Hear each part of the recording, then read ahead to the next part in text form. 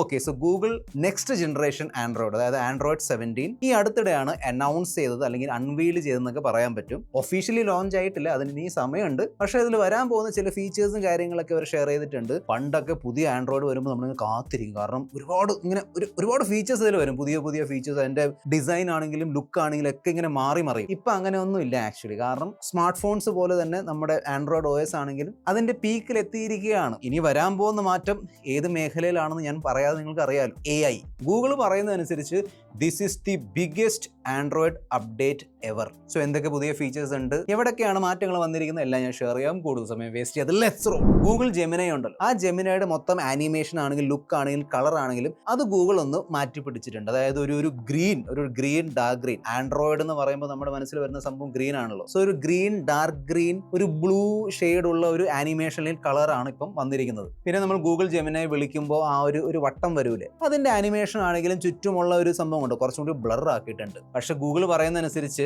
ഇതൊരു concept UI മാത്രമാണ്. നമുക്ക് കിട്ടാൻ പോകുന്ന ആൻഡ്രോയിഡിലുള്ള UI അല്ലെങ്കിൽ കളേഴ്സ് എങ്ങനെയായിരിക്കും അത് വരുമ്പോൾ നോക്കാം. ഓട്ടോഫിൽ എന്താണെന്നറിയോ? അതായത് നമ്മൾ വെബ്സൈറ്റിൽ കയറുമ്പോൾ മിക്ക എല്ലാ വെബ്സൈറ്റിലും ഇപ്പം പേരും നമ്പറും അഡ്രസ്സൊക്കെ വേണമല്ലോ. നിങ്ങൾ ഗൂഗിളിന് അനുവാദം കൊടുത്തിട്ടുണ്ടെങ്കിൽ, പെർമിഷൻ കൊടുത്തിട്ടുണ്ടെങ്കിൽ, നിങ്ങളുടെ പേര് ടൈപ്പ് ചെയ്യാൻ തുടങ്ങിയ ഉടനെ തന്നെ മൊത്തം ഇങ്ങനെ കാണിക്കും. നിങ്ങൾക്ക് ദാ നിങ്ങളുടെ ഫോൺ നമ്പർ, ദാ നിങ്ങളുടെ അഡ്രസ്സ്, ഒറ്റ ക്ലിക്ക് മതി, എല്ലാം ഫിൽ ആവും. ആ സംഭവമാണ് ഓട്ടോഫിൽ. ഓക്കെ, എനിക്കത് ഇഷ്ടമാണ്, കാരണം എല്ലാ വെബ്സൈറ്റിൽ കയറിയിട്ട് എൻ്റെ പേരും നമ്പറും മൊത്തം അഡ്രസ്സ് ഇട്ടുകൊണ്ടിരിക്കുന്നത് ഭയങ്കര ബോറാണ്. എന്തായാലും ഗൂഗിളിന് എല്ലാം അറിയാം. സോ ഇനി ഒളിപ്പിച്ച് വെച്ചിട്ട് കാര്യമില്ല. സോ അറിയട്ടെ. സോ എനിക്കിഷ്ടമാണ് ഓട്ടോഫില്ല്. അതിലൊരു പുതിയ ഫീച്ചർ വന്നിട്ടുണ്ട്. അതായത് ഫോർ എക്സാമ്പിൾ, നിങ്ങൾ ഒരാളുമായിട്ട് ചാറ്റ് ചെയ്തുകൊണ്ടിരിക്കുകയെന്ന് വിചാരിച്ചു, പെട്ടെന്ന് ആൾ നിങ്ങളുടെ പാസ്പോർട്ട് ഡീറ്റെയിൽസ് ചോദിക്കുന്നു. നിങ്ങളുടെ പാസ്പോർട്ടിന്റെ സ്കാൻഡ് കോപ്പി അല്ലെങ്കിൽ ഫോട്ടോ ഗൂഗിൾ ഫോട്ടോസിൽ കിടപ്പുണ്ടെങ്കിൽ ഗൂഗിൾ അത് ഓട്ടോമാറ്റിക്കലി സ്കാൻ ചെയ്തിട്ട് ഇവിടെ കാണിക്കും. അതായത് ആ ഒരു ഓട്ടോഫിൽ ഓപ്ഷനിൽ ആ ഒരു പാസ്പോർട്ട് ഡീറ്റെയിൽസ് വരും. അതിന്റെ മേലെ ക്ലിക്ക് ചെയ്താൽ എല്ലാം ഓട്ടോമാറ്റിക്കലി ഫിൽ ആയിക്കോളും. നിങ്ങൾ റിയാക്ഷൻ വീഡിയോസ് കണ്ടിട്ടുണ്ടോ? അതായത് നോർമലി റീൽസിലും ഷോർട്സിലും ആയിരിക്കും അവരുടെ ഫേസ് താഴെ അല്ലെങ്കിൽ എവിടെയെങ്കിലും കാണും, പിന്നെ ബാക്കിൽ ഒന്നെങ്കിൽ സ്ക്രീൻ റെക്കോർഡിംഗ് ആയിരിക്കും, അല്ലെങ്കിൽ ഏതെങ്കിലും വീഡിയോ പ്ലേ ചെയ്തുകൊണ്ടിരിക്കുകയായിരിക്കും. റിയാക്ഷൻ വീഡിയോസ്, റിയാക്ഷൻ റീൽസ് അല്ലെങ്കിൽ റിയാക്ഷൻ ഷോർട്സ്, അത് കുറച്ചും കൂടി ഈസിലി എടുക്കാൻ വേണ്ടി ഒരു പുതിയ ഫീച്ചർ അവർ കൊണ്ടുവന്നിട്ടില്ലെങ്കിൽ കൊണ്ടുവരും. നമ്മുടെ ഫേസ് നമ്മുടെ സെൽഫി ക്യാമറ വെച്ച് റെക്കോർഡ് ചെയ്യും, പക്ഷേ നമ്മുടെ ബാക്ക്ഗ്രൗണ്ട് ഓട്ടോമാറ്റിക്കലി എടുത്ത് കളയും. ബാക്ക്ഗ്രൗണ്ടിൽ കാണിക്കുന്ന സംഭവങ്ങൾ നമ്മുടെ സ്ക്രീനിലുള്ളതായിരിക്കും. സോ ഒരു അഡ്വാൻസ്ഡ് സ്ക്രീൻ റെക്കോർഡിംഗ് എന്നൊക്കെ പറയാൻ പറ്റും. സോ നിങ്ങൾ ഈ റിയാക്ഷൻ വീഡിയോസ് ഒക്കെ ഒരുപാട് ഷൂട്ട് ചെയ്യാറുണ്ടെങ്കിൽ this will be nice. Digital wellbeing എന്താണെന്ന് ഞാൻ പറയേണ്ട ആവശ്യമില്ല, നിങ്ങൾ അത് ചെക്ക് ചെയ്തിട്ടില്ലെങ്കിൽ ചെക്ക് ചെയ്യാം, സെറ്റിംഗ്സിലുണ്ടാവും മിക്കവാറും. സോ ഈ ഡിജിറ്റൽ വെൽബീങ്ങിലൂടെ നമുക്ക് വേണമെങ്കിൽ നമ്മുടെ സ്ക്രീൻ ഓൺ ടൈം ഒക്കെ, നിങ്ങൾ എത്ര നേരമാണ് സ്ക്രീനിലേക്ക് നോക്കിയിരിക്കുന്നതല്ല, എത്ര നേരമാണ് നിങ്ങളുടെ സ്ക്രീൻ പ്ലേ ആവുന്നത് നിങ്ങൾക്ക് അറിയാൻ പറ്റും. ഓരോ ആപ്ലിക്കേഷൻ നിങ്ങൾ എത്ര സമയത്തേക്കാണ് ഉപയോഗിച്ചിരിക്കുന്നത് അത് കാണാൻ പറ്റും. വേണമെങ്കിൽ ആ ഒരു ആപ്ലിക്കേഷന് ടൈമർ ഒക്കെ ഇടാൻ പറ്റും. ആ ടൈമർ കഴിയുമ്പോൾ ഓട്ടോമാറ്റിക്കലി ആപ്ലിക്കേഷൻ ക്ലോസ് ആവും, അല്ലെങ്കിൽ നിങ്ങളെ ആ ഒരു ആപ്ലിക്കേഷൻ പുറത്താക്കും. ഈ ഒരു ഫീച്ചറിൽ ഒരു അപ്ഡേറ്റ് വന്നിട്ടുണ്ട്. അതായത് ഫോർ എക്സാമ്പിൾ, ഏതെങ്കിലും ഒരു അഡിക്റ്റീവ് ആപ്ലിക്കേഷൻ ഉണ്ടെങ്കിൽ, അത് ട്വിറ്റർ ആവാം, ഇൻസ്റ്റാഗ്രാം ആവാം, യൂട്യൂബ് ആവാം, അങ്ങനെ ഒരു ആപ്ലിക്കേഷൻ ഉണ്ടെങ്കിൽ നിങ്ങൾ എപ്പോഴും അതിലേക്ക് ഇങ്ങനെ ഒരു പോകാനുള്ള പ്രവണത വരുന്നുണ്ടെങ്കിൽ ഈ ഒരു ഫീച്ചർ ഓൺ ചെയ്താൽ ഈ ഫോൺ നിങ്ങളോട് ചോദിക്കും, ഈ ആപ്ലിക്കേഷൻ ഓപ്പൺ ചെയ്യണോ, ഇപ്പം തന്നെ വേണോ, ഒന്ന് വെയിറ്റ് ചെയ്യാം, വേണമെങ്കിൽ ഒരു ദീർഘശ്വാസം എടുക്കാം. ഇതൊക്കെ ഉണ്ട് അതിൻ്റെ അകത്ത്. ബ്രീത്ത് ഇൻ ബ്രീത്ത് ഔട്ട് ഒക്കെ ഉണ്ട്. വേണമെങ്കിൽ നിങ്ങളെ സൈക്കോളജിക്കലി മാനിപ്പുലേറ്റ് ചെയ്യാൻ വേണ്ടി നിങ്ങൾക്ക് ഫോട്ടോസൊക്കെ ഇടാൻ പറ്റും. നിങ്ങൾക്ക് ഇഷ്ടമുള്ള ആളുകളുടെ ഫോട്ടോസോ അങ്ങനെ വളരെ റിലാക്സ് ചെയ്യാനുള്ള ഫോട്ടോസൊക്കെ ഇടാൻ പറ്റും. അങ്ങനെ ഫോട്ടോസ് കാണുമ്പോൾ ആ ഒരു ആപ്ലിക്കേഷൻ തുറക്കാനുള്ള ഒരു സംഭവം ഉണ്ടല്ലോ, അത് ചിലപ്പോൾ പോകും. പലപ്പോഴും നമുക്ക് വേണം എന്നുള്ളതുകൊണ്ടല്ല നമ്മൾ ഇൻസ്റ്റാഗ്രാമും ട്വിറ്ററൊക്കെ ഓപ്പൺ ചെയ്യുന്നത്. അതിങ്ങനെ വെറുതെ ഇങ്ങനെ പോക്കറ്റിൽ നിന്ന് എടുക്കുന്നു, ഓപ്പൺ ചെയ്യുന്നു. പോക്കറ്റ് ചിലപ്പോഴൊക്കെ നമ്മൾ പോലും ഇങ്ങനെ ആലോചിക്കും, ഞാൻ എന്തിനാണ് ഈ ആപ്ലിക്കേഷൻ ഓപ്പൺ ചെയ്തത്? അങ്ങനെ നിങ്ങൾ ആലോചിച്ചിട്ടില്ലേ? ആലോചിച്ചിട്ടുണ്ട്, എനിക്ക് ഉറപ്പാണ്. കാരണം എനിക്കത് സംഭവിക്കാറുണ്ട്, എല്ലാവർക്കും സംഭവിക്കാറുണ്ട്. സോ അതിനെ മറികടക്കാൻ വേണ്ടിയുള്ള ഒരു ടെക്നീക്കാണ്. I like it. പിന്നെ ഇമോജീസ് ഉണ്ടല്ലോ, നമ്മുടെ കീബോർഡിലുള്ള ഇമോജീസ്, അതിന് ഗൂഗിൾ അപ്ഡേറ്റ് ചെയ്തിട്ടുണ്ട്, അല്ലെങ്കിൽ അപ്ഡേറ്റ് ചെയ്യും. കുറച്ചും കൂടി ഒരു റൗണ്ടഡ് 3D എഫക്റ്റ് കൊണ്ടുവന്നിട്ടുണ്ട്. ഇപ്പൊ കാണുമ്പോൾ നമ്മുടെ iOS-ലുള്ള ഇമോജീസ് ഇല്ലേ, അതുപോലെ ഇരിക്കുന്നു. റാംബ്ലർ എന്നൊരു ഫീച്ചർ ഗൂഗിൾ കൊണ്ടുവരാൻ പോവാണ്. സോ നോർമലി നമ്മൾ ഈ വോയിസ് ടു ടെക്സ്റ്റ് ഉണ്ടല്ലോ, നമ്മൾ പറയുന്ന സാധനം മറ്റേ ടെക്സ്റ്റ് ആക്കി മാറ്റി തരുന്നത്, അതിൽ നമ്മൾ ഇംഗ്ലീഷാണ് യൂസ് ചെയ്യുന്നതെങ്കിൽ പലപ്പോഴും ഇങ്ങനെ ചെയ്യാറുണ്ടല്ലോ, ആ പറയുന്ന സാധനങ്ങൾ, ഇതിൻ്റെ റാംബിളിംഗ് എന്നാണ് പറയുന്നത്. സോ അങ്ങനെ ചെയ്യുമ്പോൾ അനാവശ്യമായുള്ള ആ സംഭവമൊക്കെ എടുത്ത് മാറ്റിയിട്ട് പ്യുവർ ടെക്സ്റ്റ് ആക്കി മാറ്റും. അതാണ് rambler. Finally Gemini intelligence. So അപ്പുറത്ത് ആപ്പിൾ ഇന്റലിജൻസ്, ഇപ്പുറത്ത് ജെമിനൈ ഇന്റലിജൻസ്. എനിക്ക് തോന്നുന്നു കുറച്ച് കഴിഞ്ഞിട്ട് ഈ സാധനത്തെ ഗൂഗിൾ ഇന്റലിജൻസ് ആക്കി മാറ്റാൻ ചാൻസ് ഉണ്ട്. ഗൂഗിളിന്റെ IO ഇവന്റ് അറിയാലോ. ഗൂഗിളിന്റെ IO ഇവന്റിലാണ് നോർമലി ഗൂഗിൾ അവരുടെ സോഫ്റ്റ്വെയർ ഫീച്ചേഴ്സ്, പുതിയ സോഫ്റ്റ്വെയർ ഫീച്ചേഴ്സ് ലോഞ്ച് ചെയ്യുന്നത് അല്ലെങ്കിൽ എക്സ്പ്ലെയിൻ ചെയ്യുന്നത്. ഇപ്പം വന്ന് സോഫ്റ്റ്വെയർ ഫീച്ചർ എന്ന് പറയുമ്പോൾ ബേസിക്കലി AI ഫീച്ചേഴ്സ് ആണ്. ചില പുതിയ ജെമിനൈ ഇന്റലിജൻസ് ഫീച്ചേഴ്സ് ഗൂഗിൾ ഈ ആൻഡ്രോയിഡ് 17 ഇവന്റിന്റെ കൂടെയും ഷെയർ ചെയ്തിട്ടുണ്ട്. ഫോർ എക്സാമ്പിൾ, നിങ്ങളൊരു സിനിമയുടെ പോസ്റ്റർ അല്ലെങ്കിൽ ഒരു കോൺസേർട്ടിന്റെ പോസ്റ്റർ ക്ലിക്ക് ചെയ്ത് നിങ്ങളുടെ ഫ്രണ്ടിന് ടെക്സ്റ്റ് ചെയ്ത് കൊടുത്തിട്ട് ചോദിക്കുന്നു, അതായത് പോകാൻ താല്പര്യമുണ്ടോ.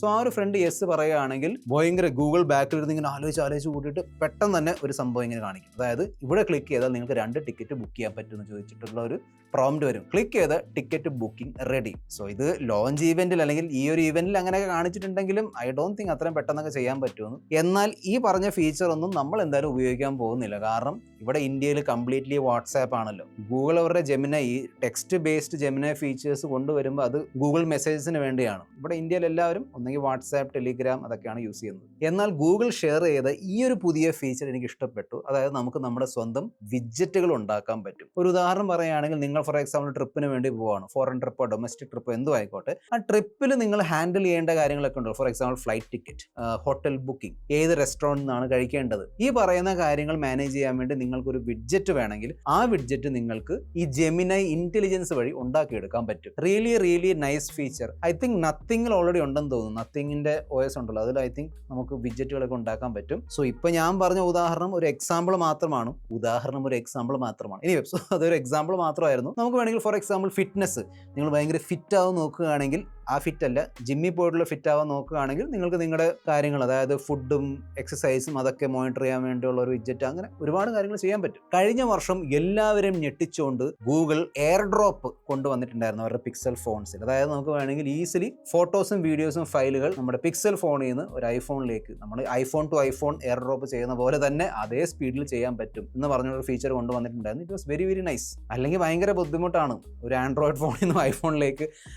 അത് പിന്നെ നമുക്ക് എങ്ങനെയെങ്കിലും ചെയ്യാൻ പറ്റും. പക്ഷേ ഒരു ആൻഡ്രോയിഡ് ഫോണിൽ നിന്ന് മാക്കിലേക്കൊക്കെ ട്രാൻസ്ഫർ ചെയ്യുന്നത് എനിക്കറിയാലോ, ഞാൻ മാക്കാണ് ഉപയോഗിക്കുന്നത്. ഇത് പിന്നീട് സാംസങ്ങിന്റെ S26 സീരീസ് ആണെങ്കിലും ഓപ്പോയുടെ Find X9 series and even Vivo X3 അൾട്രയിൽ വന്നിട്ടുണ്ടായിരുന്നു. ഇനി പതുക്കെ ഇത് മറ്റ് ഫ്ലാഗ്ഷിപ്പ് ഫോണിലേക്ക് വരും. ആദ്യം ഐ തിങ്ക് ഫ്ലാഗ്ഷിപ്പ് ഫോൺസിലേ വരുള്ളൂ. അതിനുശേഷം മേ ബി എല്ലാ ഫോണിലേക്ക് വരാൻ സാധ്യതയുണ്ട്. നിങ്ങളിൽ എത്ര പേര് ആൻഡ്രോയിഡ് ഓട്ടോ ഉപയോഗിക്കുന്നുണ്ട് എന്ന് എനിക്കറിയില്ല. പക്ഷെ നിങ്ങൾ ഉപയോഗിക്കുന്നുണ്ടെങ്കിൽ അവിടെയും ചില ഇൻട്രസ്റ്റിംഗ് അപ്ഡേറ്റ്സ് വന്നിട്ടുണ്ട്. ഫസ്റ്റ് ഓഫ് ഓൾ, നമ്മുടെ മാപ്പ് ഉണ്ടല്ലോ, ആ മാപ്പ് ഒരു രക്ഷയില്ല. ഇപ്പം ഇറ്റ്സ് വെരി നൈസ്. ഇപ്പം ആയിട്ടില്ല, അപ്ഡേറ്റ് വരുമ്പോൾ ഭയങ്കര ഒരു 3D ലുക്ക്. നമ്മുടെ ചുറ്റുമുള്ള ഇതില്ലേ, നമ്മുടെ ബിൽഡിങ്സ്, അതിൻ്റെ ഒരു 3D ലേഔട്ടും പിന്നെ നമ്മൾ എടുക്കുന്ന റോഡ് ഇങ്ങനെ വളരെ നൈസായിട്ട് ഇത് കാണിക്കുന്നുണ്ട്. നമ്മുടെ ആപ്പിൾ മാപ്പിൽ ഇങ്ങനത്തെ ഒരു സംഭവം ഉണ്ടെന്ന് തോന്നുന്നു, ഈ ഒരു 3D ഫീൽ ഉള്ള ഒരു ഫീച്ചർ. പിന്നെ ലെഫ്റ്റിൽ നിന്ന് റൈറ്റിലേക്ക് സ്വൈപ്പ് ചെയ്യുമ്പോൾ ആപ്പ് ഡ്രോവർ ഓപ്പൺ ആവും, റൈറ്റിൽ നിന്ന് ലെഫ്റ്റിലേക്ക് സ്വൈപ്പ് ചെയ്യുമ്പോൾ വിഡ്ജറ്റ് വരും. ആൻഡ് നമുക്ക് വേണമെങ്കിൽ യൂട്യൂബ് വീഡിയോസ് HD റെസൊല്യൂഷനിൽ പ്ലേ ചെയ്യാൻ പറ്റും. തീർച്ചയായിട്ടും വണ്ടി നിർത്തി വെച്ചിരിക്കും, അതല്ലെങ്കിൽ പാർക്കിങ്ങിൽ ഇട്ട് വെച്ചിരിക്കുമ്പോൾ മാത്രമേ അത് വർക്കാവുള്ളൂ.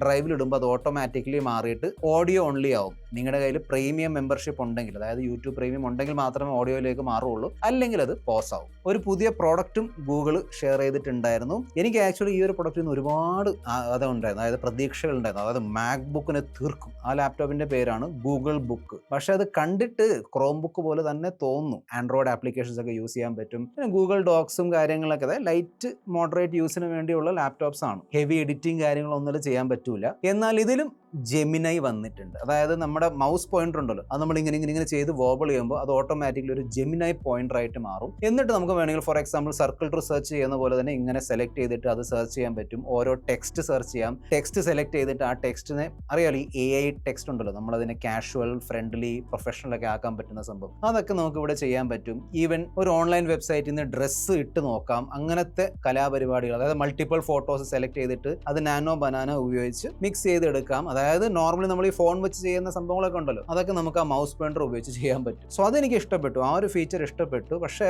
ഐ ഡോണ്ട് തിങ്ക് ഇതൊരു മാക്ബുക്കിന് വേണ്ടിയുള്ള കോമ്പറ്റീറ്റർ ആണ്. ഇതൊരു അപ്ഗ്രേഡഡ് ക്രോം ബുക്ക് എന്നൊക്കെ പറയാൻ പറ്റും. പിന്നെ ബാക്കിൽ ഒരു LED RGB സ്ട്രിപ്പ് ഒക്കെ അവർ കൊടുത്തിട്ടുണ്ട്, കാണാൻ നല്ല രസമുണ്ട്. പിന്നെ ഗൂഗിൾ പറയുന്നതനുസരിച്ച് ഇതിന്റെ ബിൽഡ് ക്വാളിറ്റി കുറച്ചും കൂടി ബെറ്റർ ആയിരിക്കും ക്രോം ബുക്കുമായിട്ട് കമ്പയർ ചെയ്യുമ്പോൾ. നമ്മൾ വീഡിയോയിൽ കണ്ട പുതിയ ആൻഡ്രോയിഡ് ജെമിനൈ ഫീച്ചേഴ്സ് ഒക്കെ ഉണ്ടല്ലോ, എന്തായാലും ഈ പറയുന്ന ഫീച്ചേഴ്സ് ഫസ്റ്റ് വരാൻ പോകുന്നത് ഗൂഗിളിന്റെ പിക്സൽ ഫോൺസിനും പിന്നെ സാംസങ്ങിന്റെ ഐ തിങ്ക് ഫോൾഡ് അല്ലെങ്കിൽ S സീരീസ് ഫോൺസ് ആയിരിക്കും ഫസ്റ്റ് വരാൻ പോകുന്നത്. എനിവേ, അതിൻ്റെ ഒരു ഡെഡിക്കേറ്റഡ് വീഡിയോ ഞാൻ ചെയ്യുന്നതായിരിക്കും ആഫ്റ്റർ ഇറ്റ് കംസ്. സോ അത് മിസ്സാവാതിരിക്കാൻ വേണ്ടി സബ്സ്ക്രൈബ് ചെയ്യാൻ മറക്കണ്ട. This your friend mister perfect signing off. By.